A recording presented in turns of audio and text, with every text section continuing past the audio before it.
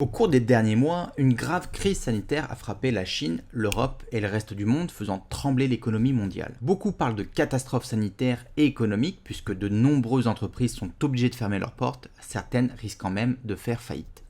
J'aimerais donc faire avec vous une rapide analyse de la situation et vous donner mes conseils afin de préparer au mieux vos business à cette crise sanitaire. On verra aussi si oui ou non, en termes d'approvisionnement, la Chine reste toujours une option viable. Et enfin, nous verrons quelles sont les opportunités qui peuvent se présenter à vous pendant cette crise.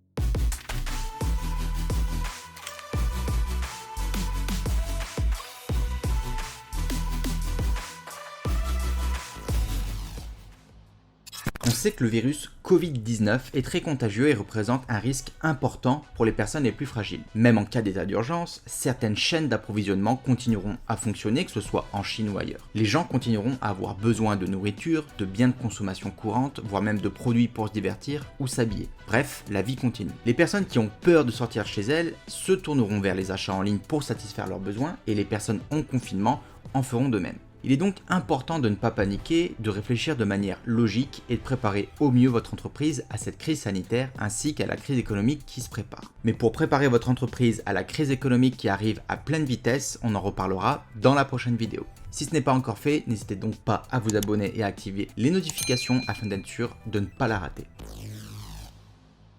Tous les secteurs d'activité ont été touchés par la situation du coronavirus. Les entreprises e-commerce sont en fait les plus chanceuses car de plus en plus de personnes ont recours à l'achat en ligne. Cela peut également se traduire par une augmentation de la demande de produits de première nécessité en cas de crise sanitaire. On l'a vu par exemple avec les masques faciaux et les désinfectants pour les mains. Mais pas que.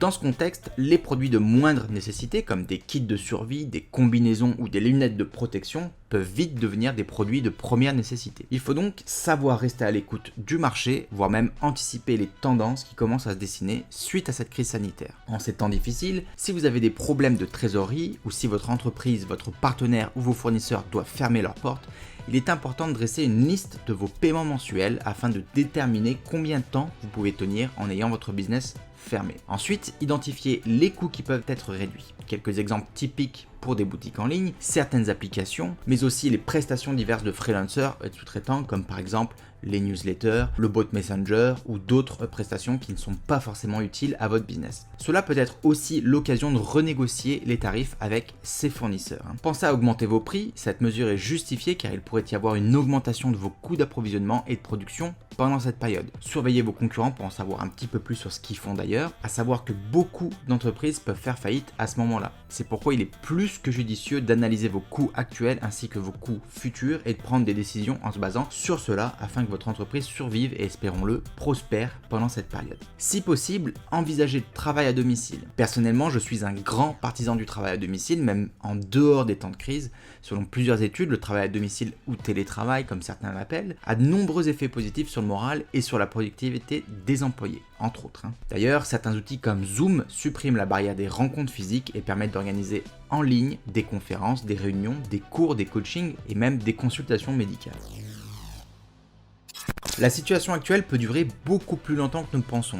Par exemple, l'épidémie de grippe espagnole en 1918 a pris presque 2 ans avant de prendre fin. Il y a donc 2 facteurs majeurs à prendre en compte pour votre entreprise. Premièrement, où vendez-vous et deuxièmement, où vous approvisionnez-vous. Les usines en Chine ont repris du service et essaient maintenant de rattraper leur retard, même si certaines ne produisent pas encore en pleine capacité. La grande difficulté pendant cette crise sanitaire, c'est que la situation peut changer très rapidement. On le voit d'ailleurs ici avec ce graphique très représentatif de l'évolution du virus en Europe. En effet, il y a quelques semaines de cela, beaucoup d'e-commerçants disaient qu'il fallait faire une croix définitive sur le sourcing et les usines en Chine et s'approvisionner uniquement auprès de fournisseurs locaux ou régionaux. Mais désormais, c'est en Europe et en Amérique du Nord que l'épidémie s'est déplacée, obligeant de nombreux fournisseurs à fermer leurs portes. Je vous laisse donc imaginer si vous aviez abandonné votre fournisseur chinois pour le remplacer par un fournisseur européen, vous seriez dans la panade. Il est donc important d'avoir plusieurs sources disponibles, que ce soit en Asie ou localement, voire même de se constituer un stock plus important pour éviter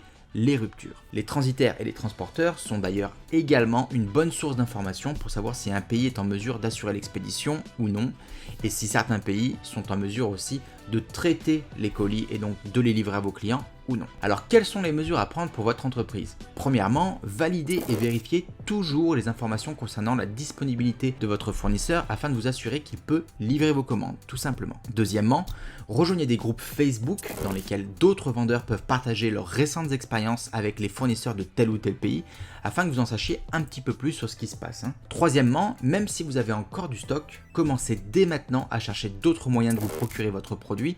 Comme on dit, il vaut mieux prévenir que guérir. Quatrièmement, si vous avez déjà transféré votre production dans un autre pays, une bonne mesure préventive consiste à acheter des stocks supplémentaires. Votre fournisseur ne sera peut-être pas touché maintenant, mais il pourrait l'être dans un avenir proche. Cinquièmement, vous pouvez également commander un plus petit lot, mais avec une fréquence plus élevée.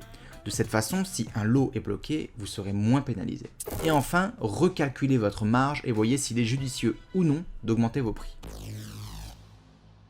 Alors que les choses soient bien claires, bien que la situation du coronavirus offre désormais de nombreuses possibilités de gagner de l'argent, vous ne devez jamais l'utiliser au détriment d'autres personnes. Les conseils et explications que je vous donne dans cette vidéo ont pour but de vous aider à vous adapter au mieux à cette situation. Les entrepreneurs en ligne ont cette capacité unique d'aider et de fournir ce dont les consommateurs ont besoin, que ce soit en termes de services, de produits physiques ou même de produits digitaux. Vous pouvez donc en profiter sans exploiter qui que ce soit et en rendant service à la population. Soyez donc honnête, équitable et humain. Je pense que c'est la norme en ces moments difficiles et qu'il faut justement se serrer les coudes. La reconversion est aussi à l'ordre du jour. Réfléchissez à la manière dont les clients peuvent utiliser votre produit dans le contexte de la situation du coronavirus ou réfléchissez à d'autres idées de produits. Les gens ne réalisent peut-être pas encore qu'ils ont besoin de vos produits. Utilisez donc la positivité et la créativité dans votre marketing. N'utilisez surtout pas la peur. Et pour les entrepreneurs en période creuse, cela peut être une bonne opportunité pour développer d'autres canaux de vente tels que Amazon, Cdiscount et d'autres marketplaces ou pour tester d'autres stratégies. Vous pouvez aussi tout simplement vous former sur des nouveaux leviers d'acquisition, des nouvelles techniques ou des nouveaux domaines tels que la bourse, l'investissement immobilier par exemple. Bref, essayez de tirer du positif de cette période négative. Si vous avez des questions, n'hésitez pas à me les poser dans les commentaires de cette vidéo. Merci aussi de partager un maximum cette vidéo afin de prévenir les entrepreneurs autour de vous sur les bonnes mesures à prendre pendant cette crise sanitaire. N'hésitez pas à liker la vidéo et à vous abonner à la chaîne, ce n'est pas grand chose, mais cela nous aide énormément afin d'être mieux référencés sur YouTube. Et n'oubliez pas, la santé avant tout, prenez donc soin de vous et de vos proches pendant cette période difficile. Bon business à tous et à bientôt.